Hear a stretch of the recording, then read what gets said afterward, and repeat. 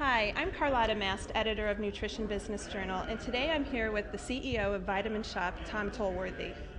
Hi, thanks for Hi. making some time to speak with us. Absolutely, glad to do it. So, I first wanted to ask you, when I'm looking for new product trends and things to write about, I often go into the Vitamin Shoppe store in Boulder and just kind of, check the aisles and see what's new. And I wanted to see if there's anything new that you think is particularly interesting or possibly cutting edge or noteworthy, any product that you're pretty excited about that's new. Wow.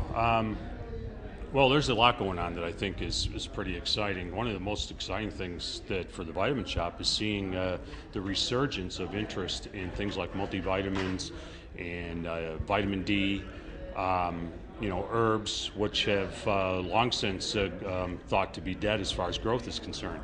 When you look at multivitamins, the hottest thing we have going right now is whole food-based multivitamins, which is the fastest growing category we have within multivitamins. The resurgence in vitamin D and the science about vitamin D has really created a large sales growth in that area. And the emergence of multiple delivery methods is really hot right now. The liquids are hot. We see dosages moving to 2,000 to 3,000 to 4,000 IU. We see customers coming in with prescriptions from their doctors for vitamin D, so that is a strong growing category. Fish oil continues to reinvent itself all the time with EPA and DHA levels reaching new heights, things becoming closer to pharmaceutical grade when it comes to fish oil.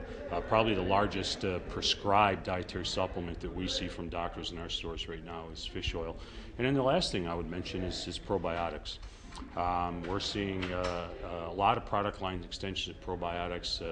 A company called Dr. O'Hara's that has a product that actually changes pH level in your stomach so that your own bacteria can work as a probiotic, and that's one of the fastest growing products in our probiotic line. That's interesting. All of those trends definitely are reflected in our numbers and in our estimates. So certainly with vitamin D, the sales have just been so strong. Yes. And you can see how the research and the recommendations from doctors are really a growth driver for that, and for things like fish oil. And so that's exciting. Yep. So taking all of this into account, how would you characterize the current state of the dietary supplement industry right now, and what do you think the greatest challenge facing the industry is, as we complete 2009 and move into 2010? Well, where I see dietary supplement industry right now is at a crossroads of unprecedented opportunity. Without giving away too much of my talk for Friday morning, I believe that the consumer today is enlisting us as part of and asking for the dietary supplement industry to be a bigger part of their managed health care. And that opportunity right now is being presented by virtue of the economy that exists. As people give up the deep pocket costs of managing health care with prescription medicines and multiple doctor visits, they're looking to preventative care as a way to take control of their managed health care, and they're looking to the dietary supplement industry to help them there. We're seeing new customer count trends in our stores well ahead of the 3-year average. Oh, wow. So I think it's unprecedented opportunity for our industry. From a growth trend perspective, it's really hard to predict, but as we see a resurgence in things like multivitamins and vitamin D, which have been stagnant for a while, that's only got to contribute to those categories that have been growing in the last few years, and I think the trends are going to have the capability of getting back to double digits like they were in the 90s. But it's going to take us a while to get there. 7-8% next year, 8-9% the year after.